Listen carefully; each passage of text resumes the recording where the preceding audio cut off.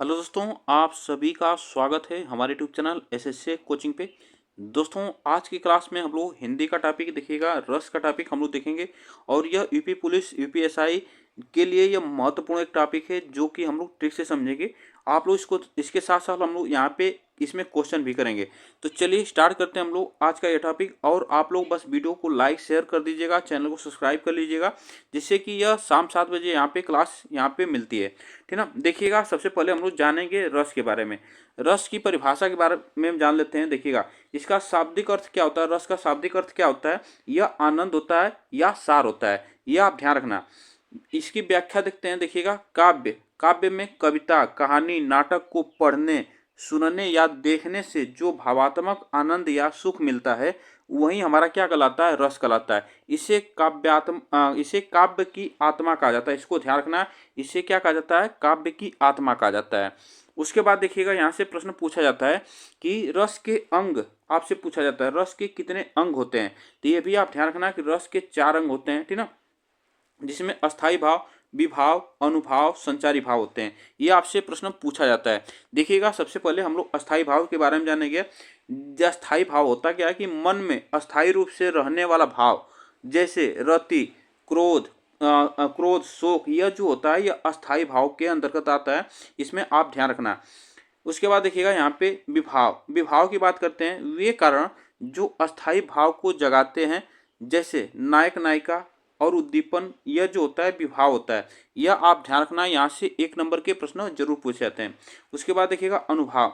अनुभव में क्या होता है? अस्थाई भाव के कारण होने वाली शारीरिक चेष्टा, जैसे आंखों का झपकना, मुस्कुराना, यह सभी किस में आते हैं? अनुभव में आते हैं। ठीक ना। उसके बाद आता है हमारा संचारी भाव, जिसे व्यभिचारी भाव भी कहा जाता है। इसमें होता क्या है कि ध्यान रखिएगा, इसमें क्षणिक भाव जो आते जाते रहते हैं, जैसे हंसना, चिंता करना, मोह माया, यह सभी क्या, यह आते जाते रहते हैं, इसे संचारी भाव कहा जाता है। इतनी बातें ध्यान रखना, एग्जाम में सभी प्रश्न पूछे जाते हैं। ठीक ना। चलिएगा, अब इसके बाद हम लोग देखते हैं यहाँ पे रस के प्रकार। ठीक ना, रस के प्रकार आपसे प्रश्न पूछ लिए जाते हैं। रस के, इसे नवरस भी कहा जाता है। एग्जाम में सभी प्रश्न पूछा जाता है। तो हिंदी काव्य में अगर पूछा जाए कि कितने रस होते हैं, तो 9 रस होते हैं। ये भी आप ध्यान रखना। अगर भरत मुनि के अनुसार पूछा जाए तो भरत मुनि के अनुसार 8 रस होते हैं। और हिंदी में कुल रस पूछा जाए तो यह याद रखना 11 रस होते हैं। यह आप ध्यान रखना, यहाँ से प्रश्न पूछे जाते हैं। देखिएगा, अब एक एक करके हम लोग रस के बारे में समझ लेते हैं। श्रृंगार रस की बात करते हैं। इसमें साथ साथ हम लोग इसका अस्थाई जो भाव होता है उसको हम लोग भी देखेंगे। इसका जो अस्थाई भाव है इसको ध्यान रखना, इसका होता है रति या प्रेम होता है। इसमें क्या होता है कि राधा कृष्ण प्रेम के बारे में जो चर्चा हो, यह रति प्रेम, नायक नायिका का प्रेम जो होता है, यह सभी याद रखना, यह श्रृंगार रस में आता है। उसके बाद हास्य रस की बात करते हैं, जिसमें हास्य, हंसी, विचित्र वेशभूषा देखकर हंसना, वाणी की नकल करना, यह सभी हास्य रस में आता है। रौद्र रस की बात करते हैं। इसमें क्रोध, याद रखना, इसका स्थायी भाव होता है क्रोध। शत्रुओं पर क्रोध, अपमान का भावना, यह किस में आता है? रौद्र रस में आता है। उसके बाद देखिएगा करुण रस की बात करते हैं। करुण रस में क्या होता है? दुख या सुख, दुख या यहाँ पे शोक। ठीक ना, दुख या शोक की बात करते हैं। तो यहाँ पे जो इसका अस्थाई भाव है, इसमें क्या होता है कि प्रियजन की हानि, आप ध्यान रखना, किसी चीज की हानि हो जाती है या आपका सदस्य कोई होता है घर का, वह उसके प्रति हानि हो जाती है, तो उसको ध्यान रखना, उसमें हमारा करुण रस होता है। वियोग का दुख होता है, किसी नायक नायिका का वियोग हो जाता है, बिछड़ाव हो जाता है, तो वो इसमें आता है करुण रस में। उसके बाद देखिए वीर रस की बात करते हैं। तो वीर रस में इसका स्थायी भाव होता है उत्साह, जिसमें युद्ध, दान, धर्म, दया के कार्य, यह सभी हमारे वीर रस में आते हैं। अद्भुत रस की बात करते हैं। अद्भुत रस में ध्यान रखिएगा, अद्भुत रस जो होता है इसमें आश्चर्य, ठीक ना, अद्भुत रस, विस्मय, यह इसका स्थायी भाव होता है, जिसमें अलौकिक वस्तु या घटना देखकर क्या करना? विस्मय होना, मतलब आश्चर्य होना, यह अद्भुत रस में आता है। देखिएगा, उसके बाद आता है हमारा, देखिएगा विभत्स रस। विभत्स रस की बात करते हैं। इसमें क्या होता है? घृणा, जुगुप्सा, जिसे किसी चीज को क्या हो, देखकर क्या होना? घृणा पड़ना या घृणा पड़ना, यह हमारा विभत्स रस में आता है। घिनौनी चीजों को देखना, यह हमारा विभत्स रस में आता है। उसके बाद भयानक रस की बात करते हैं, जिसमें भय, डर, यह हमारे किस में आता है? भयानक रस में आता है। डरावनी वस्तुओं या घटनाओं से होता है, यह आप ध्यान रखना। डरावनी वस्तु आप देख लेंगे या घटना देख लेंगे तो यह क्या होता है? इससे भयानक रस होता है। शांत रस की बात करते हैं। इसमें क्या होता है? इसका स्थायी भाव निर्वेद या उदासीनता, ठीक ना, जैसे आप संसार से वैराग्य कर लेते हैं तो यह क्या होता है, शांति चाहती है, शांत रहना, निर्वेद उदासीनता हो जाती है। ईश्वर में लीन हो जाना, यह निर्वेद में आता है, शांत रस में आता है। उसके बाद ध्यान रखिएगा, वात्सल्य रस की बात करते हैं। इसमें क्या वत्सलता होता है, जैसे संतान के प्रति प्रेम, संतान के प्रति प्रेम, जैसे माता पिता अपने संतान के प्रति प्रेम करते हैं, उसी तरह जीव जंतु भी हैं अपने संतान के प्रति क्या करते हैं, प्रेम करते हैं। तो यह हमारे वात्सल्य रस में आता है। उसके बाद ध्यान रखिएगा, भक्ति रस आता है। भक्ति रस में क्या होता है, इसका स्थायी भाव, तो ये भी ध्यान रखिएगा, रति होता है। और ईश्वर प्रेम, इसमें ईश्वर की प्रेम की बात की जाती है, जिसके ईश्वर के प्रति अनुराग हो, प्रेम हो, यह हमारे भक्ति रस में आता है। अब यहाँ पे आता है हमारा रस, यहाँ पे खत्म होता है। अब इसके साथ साथ हम लोग यहाँ पे क्वेश्चन करेंगे, ठीक ना, महत्वपूर्ण क्वेश्चन यहाँ से पूछे जाएंगे, जो कि रस में कुछ पॉइंट नहीं है। अब इसमें हम लोग यहाँ पे देखेंगे। देखिएगा, साहित्य में रस का क्या अर्थ है, ठीक ना, साहित्य में रस का क्या अर्थ होता है, किसी रस का आनंद लेना, आनंद होना, साहित्य से मिलने वाली आनंदानुभूति, साहित्य की मिठास और किसी फल का स्वाद। तो इसमें ध्यान रखना, जो रस होता है इसका अर्थ होता है साहित्य से मिलने वाला आनंदानुभूति जो होता है, यह हमारा सही होता है, ठीक ना। चलिएगा, उसके बाद देखिएगा यहाँ पे संचारी भावों की कुल संख्या आपसे पूछा जाता है। तो ये भी ध्यान रखिएगा, संचारी भाव पूछ लिया जाता है। संचारी भाव की कुल संख्या 36 होती है, 33 होती है, 8 होती है, 9 होती है। तो ये भी आपसे प्रश्न पूछा जाता है। देखिएगा, संचारी भाव अगर पूछा जाए तो संचारी भाव की संख्या कितनी होती है, 33 होती है। एग्जाम में ये पूछा गया प्रश्न है। तो संचारी भाव की संख्या कितनी होती है, 33 होती है। नेक्स्ट देखिएगा, यहाँ पे भरत मुनि के अनुसार रसों की संख्या आपसे पूछ लिया जाता है। भरत मुनि के अनुसार रसों की संख्या 8 होती है, 9 होती है, 10 होती है, 11 होती है। तो भरत मुनि के अनुसार आपसे पूछा है, तो यह याद रखना, भरत मुनि के अनुसार जो है रस 8 प्रकार के होते हैं। यह आप ध्यान रखना, 8 प्रकार के होते हैं। एग्जाम में ये सभी प्रश्न पूछे जाते हैं। जो सीक्वेंस में 8 प्रकार के हमारे रस होते हैं, वह भरत मुनि के 8 जो रस होते हैं इसमें पूछे जाते हैं। उसके बाद देखिएगा, यहाँ पे हिंदी में कुल कितने काव्य रस हैं। आपसे यहाँ से देखिएगा कैसे प्रश्न पूछा कि काव्य रस। तो काव्य रस की बात जब भी किया जाए तो यहाँ पे अगर पूछा जाए तो यहाँ पे बताइएगा 9 होगा, 10 होगा, 11 होगा, 13 होगा। तो जब भी आप काव्य रस की में पूछा जाए तो यह बातें ध्यान रखिएगा कि काव्य रस में जो संख्या होती है 9 होती है, ठीक ना। नेक्स्ट बताइएगा, इसमें से यहाँ पे अस्थाई भाव की कुल संख्या कितनी होती है। तो इसमें अस्थाई भाव यहाँ पे बताइएगा, अस्थाई, वहाँ पे संचारी भाव की संख्या अभी हम लोग देखे हैं, तो यहाँ पे अस्थाई भाव से पूछा है। संचारी भाव पूछा जाता है, संचारी भाव की संख्या 33 होती है, अभी बताए हैं। और अस्थाई भाव की संख्या आपसे पूछा है, तो अस्थाई भाव की संख्या बताइएगा 5 होती है, 7 होती है, 9 होती है और 11 होती है। तो इसमें ध्यान रखिएगा 9 होती है। अस्थाई भाव की संख्या कितनी होती है, 9 होती है। ये भी आपसे प्रश्न पूछा जा सकता है। नेक्स्ट देखिएगा, आचार्य भरत ने किस रस को नाट्य प्रयोग में स्वीकार नहीं किया है। तो यह आप ध्यान रखना, किस रस को आचार्य मुनि ने यह नाट्य प्रयोग में स्वीकार नहीं किया है। शांत रस को, करुण रस को, भयानक रस को, अद्भुत रस को। तो यह बातें ध्यान रखना, किसको नहीं शामिल किया है, तो यह शांत रस को, ठीक ना, शांत रस को शामिल नहीं किया है, नहीं प्रयोग किया, स्वीकार नहीं किया है, ठीक ना। उसके बाद देखिएगा, जिनसे अभिनय द्वारा वाणी और अंग प्रकट हो, वह कौन सा भाव होता है। यह याद रखना, अंग यहाँ पे होगा, अंग प्रकट हो, वाणी और अंग प्रकट हो, वह वहाँ पे कौन सा भाव होता है।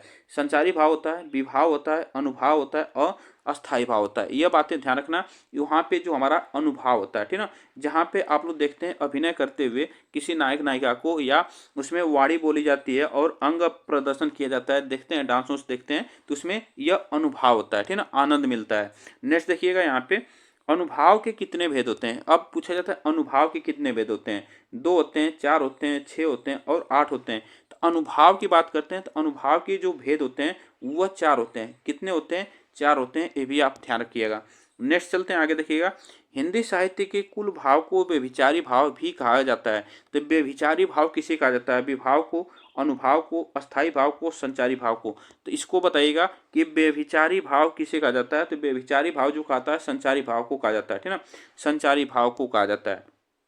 नेक्स्ट बताइएगा, इसमें से हिंदी साहित्य में 9वां रस कौन सा है। देखिएगा, इसमें से क्रम पूछ लिया जाता है, 9वां रस कौन सा है। करुण रस है, अद्भुत रस है, भक्ति रस है और शांत रस है। तो इसमें आप ध्यान रखना, एग्जाम में पूछा जाता है। तो देखिएगा, 9वां जो रस होता है वह शांत रस होता है, ठीक ना। उसके बाद 10वां पूछा जाता है तो वात्सल्य होता है, ठीक ना, वात्सल्य रस होता है। 11वां पूछ लिया जाता है तो वह भक्ति रस होता है, ठीक ना, भक्ति भक्ति रस होता है। यह इस तरह क्रम आपको ध्यान रखना है। तो यह जो कि यह 10वां और 11वां जो रस है यह बाद में जुड़े हैं, तो ये भी आप ध्यान रखना। इसमें शांत रस जो होता है हमारा 9वां होता है। नेक्स्ट बताइएगा इसमें से प्रत्येक रस में संचरण करने वाले भाव को क्या कहते हैं। प्रत्येक रस में संचरण करने वाले भाव को क्या कहते हैं। अस्थाई भाव कहते हैं, अनुभाव कहते हैं, संचारी भाव कहते हैं या उद्दीपन कहते हैं। तो उसको हम क्या कहते हैं, यह बातें ध्यान रखना। तो उसको हम कहते हैं संचारी भाव, ठीक है ना, संचारी भाव कहते हैं। नेक्स्ट देखिएगा यहाँ पे, कंकन किंकिन नूपुर धुनी सुनी में इस पंक्ति में कौन सा रस है। तो यह आप बताइएगा वात्सल्य रस है, संयोग श्रृंगार रस है, वीर रस है, अद्भुत रस है। तो यह आप ध्यान रखना। यहाँ पे क्या है कि कंकन किनकिन नुपुर धुनी सुनी में यह आपसे पूछा है, तो यहाँ पे संयोग श्रृंगार रस है, ठीक ना, संयोग श्रृंगार रस यहाँ पे आता है। नेक्स्ट बताइएगा इसमें से, हे खग मृग हे मधुकर श्रेणी तुम देखी सीता मृग नयनी इस पंक्ति में कौन सा रस है। तो यहाँ पे देखिएगा, यहाँ पे पूछा जा रहा है, ठीक ना, कि सीता जी को मृग यहाँ पे देखा है। तो यह बताइएगा कि इसमें कौन सा श्रृंगार रस, यहाँ पे कौन सा रस होगा, संयोग श्रृंगार होगा, वियोग श्रृंगार होगा, करुण रस होगा और रौद्र रस होगा। तो यहाँ पे आप ध्यान रखना कि यहाँ पे क्या होगा कि यहाँ पे वियोग की बात हो रही है। हे खग, खग में खरगोश, मृग और मधुकर श्रेणी तुम देखी सीता मृग नयनी, जब सीता को रावण उठा कर ले जाता है तो यह वहाँ पे पूछा जाता है राम के द्वारा यह इन जानवरों से। तो यह आप ध्यान रखना, यहाँ पे वियोग श्रृंगार रस होगा, ठीक ना, यहाँ पे कौन सा श्रृंगार रस होगा, वियोग श्रृंगार रस होगा। नेक्स्ट बताइएगा इसमें से, देखी सुदामा दिन दशा करुणा करी के करुणा निधि रोए इस पंक्ति में कौन सा रस है। बताइएगा वियोग रस है, रौद्र रस है, करुण रस है, शांत रस है। तो इसमें से बताइएगा कौन सा ऑप्शन यहाँ पे से होगा। जब देखी सुदामा को कृष्ण जी ने देखा तो यहाँ पे उनकी दीन दशा देखकर क्या हुए, रोए। और यहाँ पे जब रोए तो वहाँ पे कौन सा रस होगा, तो यहाँ पे करुण रस होगा, ठीक ना। नेक्स्ट बताइएगा इसमें से, मेरे तो गिरधर गोपाल दूसरो न कोई जाके सिर मोर मुकुट मेरे पति सोई इस पंक्ति में कौन सा रस है। इसमें से बताइएगा, आप बताइएगा कौन सा ऑप्शन यहाँ पे से होगा, ठीक ना। यहाँ पे क्या है कि यहाँ पे श्रृंगार रस होगा, ठीक ना, यहाँ पे श्रृंगार रस होगा। एग्जाम में ये प्रश्न पूछा जाता है। नेक्स्ट बताइएगा इसमें से, वीर रस का अस्थाई भाव। अब यहाँ पे अस्थाई भाव पूछा जाता है, तो वीर रस का अस्थाई भाव बताइएगा, भय होता है, क्रोध होता है, उत्साह होता है, विस्मय होता है। तो यह आप ध्यान रखना कि वीर रस का अस्थाई भाव पूछा जाता है, तो यह उत्साह होता है, ठीक ना, वीर रस का अस्थाई भाव उत्साह होता है। भय जो है भयानक रस का, यह याद रखना, भयानक रस का अस्थाई भाव होता है। क्रोध रौद्र रस का होता है। यह आप इतनी बातें ध्यान रखिएगा। आगे चलते हैं, देखिएगा रस का संबंध किस धातु से माना जाता है। रस का संबंध किस धातु से माना जाता है, श्री से, क्री से, अड़ से, मृ से। तो यह आप ध्यान रखना कि जो श्रृंगार रस रस का संबंध धातु पूछा है तो यहाँ पे स से माना, श्री से माना जाता है, ठीक ना, श्री ऑप्शन यहाँ पे सही है। नेक्स्ट देखिएगा, यहाँ पे शास्त्रकारों ने रसराज की उपाधि किस रस को प्रदान की है। तो रस का राजा कहा जाता है, रस का राजा किस रस को कहा जाता है। तो रस का राजा कहा जाता है वह श्रृंगार रस को, ठीक ना, श्रृंगार रस को कहा जाता है। नेक्स्ट बताइएगा इसमें से, जहाँ किसी हानि के कारण शोक भाव उपस्थित होता है वहाँ किस रस की उपस्थिति रहती है। तो यह बताइएगा, जहाँ किसी हानि के कारण शोक भाव उपस्थित होता है वहाँ किस रस की उपस्थिति होती है। तो वीर रस की, करुण रस की, हास्य रस की, वात्सल्य। तो यह आप ध्यान रखना, वहाँ पे जो जब हानि कारण शोक हो जाता है तो वहाँ पे करुण रस होगा, ठीक ना, करुण रस की उपस्थिति होती है। नेक्स्ट बताइएगा, करुण रस का अस्थाई भाव। बताइएगा करुण रस का अस्थाई भाव, क्रोध होता है, विस्मय होता है, शोक होता है, उत्साह होता है। तो करुण रस का अस्थाई भाव आपसे पूछा है तो यहाँ पे क्या होता है, शोक होता है, ठीक ना। करुण रस का अस्थाई भाव शोक या दुख, अगर दुख भी रहता है यहाँ पे लिखा तो वो भी हमारा सही होता है, ठीक ना। चलेगा, नेक्स्ट बताइएगा, हास्य रस का अस्थाई भाव। आप बताइएगा हास्य रस का अस्थाई भाव। तो हास्य रस का अस्थाई भाव रौद्र रस, रति, हास्य और विभत्स। तो यह आप ध्यान रखना, जो रति है ये श्रृंगार रस का अस्थाई भाव है, श्रृंगार रस का अस्थाई भाव है। और हास्य का जो है हास्य रस का अस्थाई भाव हास्य है। नेक्स्ट देखिएगा, यहाँ पे चमक उठी सन 57 में वो तलवार पुरानी थी में रस का भेद बताइएगा। यह झांसी वाली रानी की कविता है जिसमें से पूछा गया है कि 1857 में एक क्रांति जब हुई थी उसमें से पूछा है। बताइएगा इसमें से कौन सा रस है, वीर रस है, श्रृंगार रस है, भक्ति रस है और यहाँ पे हास्य रस है। तो यह आप ध्यान रखना, यहाँ पे क्या है, वीर रस है, ठीक ना, वीर उत्साह की बात करें यहाँ पे वीर रस है। तो यहाँ पे चमक उठी सन 57 में, वो तलवार पुरानी थी, झांसी वाली रानी थी। तो यह प्रश्न पूछ लिया जाता है। भयानक रस का अस्थायी भाव बताएगा। भयानक रस का विस्मय होता है, इसमें से बताएगा भय होता है, क्रोध होता है, उत्साह होता है। तो यह आप ध्यान रखना, जो भयानक रस है इसका अस्थायी भाव होता है भय होता है। नेक्स्ट देखिएगा यहाँ पे श्रृंगार रस का अस्थायी भाव। तो श्रृंगार रस का अस्थायी भाव का क्या होता है, रति होता है, हास होता है, राम होता है, चपलता होता है। तो ये भी ध्यान रखना कि यहाँ पे रति होता है, रति या प्रेम, ठीक ना, रति या प्रेम लिख कर आएगा तो भी हमारा सही है। नेक्स्ट देखिएगा यहाँ पे शांत रस का अस्थायी भाव पूछा है। शांत रस का अस्थायी भाव निर्वेद होता है, भय होता है, विस्मय होता है, शोक होता है। तो शांत रस का अस्थायी भाव आप ध्यान रखना कि यहाँ पे निर्वेद होता है। क्या होता है, निर्वेद। नेक्स्ट देखिएगा यहाँ पे जुगुप्सा किस रस का अस्थायी भाव है। जुगुप्सा, तो यह बताएगा जुगुप्सा किस रस का अस्थायी भाव, भयानक रस, रौद्र रस, अद्भुत रस और विभत्स रस। तो जुगुप्सा की बात करते हैं, यहाँ पे कौन सा, तो यहाँ पे विभत्स रस, ठीक ना, विभत्स रस का अस्थायी भाव है। नेक्स्ट देखिएगा यहाँ पे अद्भुत रस का अस्थायी भाव बताएगा। अद्भुत, क्रोध होगा, विस्मय होगा, उत्साह होगा, भय होगा। तो अभी हम बता चुके, यह अभी अद्भुत रस है, तो इसमें क्या होता है, विस्मय, ठीक ना, विस्मय ऑप्शन यहाँ पे से होगा। चलिएगा देखिएगा यहाँ पे वियोग श्रृंगार की स्थिति नहीं है। वियोग श्रृंगार की स्थिति नहीं होती है, मिलन में, प्रवास में, पूर्व राग में और मान में। तो वियोग श्रृंगार की स्थिति किसमें नहीं होती है, तो देखिए मिलन में, ठीक ना, मिलन जो है यह एक दूसरे का मिलन होता है, मतलब यह अपने विचार का मिलन होता है। तो यह यहाँ पे वियोग श्रृंगार नहीं होता है, ठीक ना, प्रवास में होता है, पूर्व राग में होता है, मान में होता है। इसमें ऑप्शन ए सही है। चलिएगा भरत के नाट्य शास्त्र में निम्नलिखित में से किसका लेखक नहीं है, किसका उल्लेख नहीं है, अनुभाव का, विभाव का, संचारी भाव का, अस्थायी भाव का। तो भरत के नाट्य शास्त्र में पूछा कि किसका उल्लेख नहीं है, तो यह अस्थायी भाव का उल्लेख नहीं होता है, ठीक ना, अस्थायी भाव का उल्लेख नहीं होता है। नेक्स्ट देखिएगा किस रस को रसराज कहा जाता है। तो अभी हम बता चुके हैं कि रसराज जो कहा जाता है श्रृंगार रस को, रसराज किसे कहा जाता है, श्रृंगार रस को। नेक्स्ट बताइएगा रस सूत्र के जनक माने जाते हैं कौन, रस सूत्र के जनक कौन माने जाते हैं, तुलसीदास, भरत मुनि, भरत नायक हो गया, या इसमें से बताएगा अभिनव गुप्त। इसमें बताएगा रस सूत्र के जनक की बात करते हैं तो यह भरत मुनि को कहा जाता है।